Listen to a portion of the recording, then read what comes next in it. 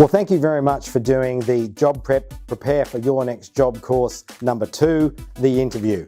I know there's a lot more to this than just the interview, but I wanted to share the whole process with you that you can expect to go through when getting a job so that you can be prepared and that you could maximize your opportunity to getting the position that you really enjoy. So this final chapter, chapter 15, is some wise words that I've heard about getting through probation periods. Now, people talk about probation periods in Australia, but they don't actually have them, and they haven't had them legally since 2009, since we went from work choices to the Fair Work Act.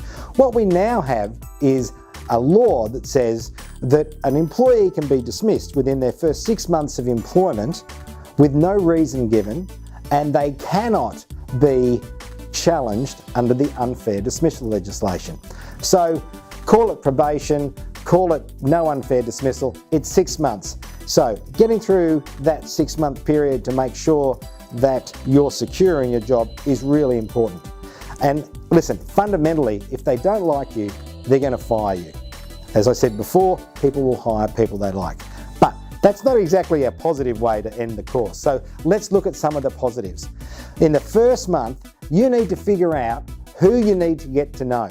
You need to make the effort to go out and find these people, befriend them, and learn from them. It's always much more important to ask for help than to think, I know what I'll do, I'll show initiative. You might think you're showing initiative, but you're not there to show initiative, you're there to learn in that first 6 months. So ask as many questions as you can.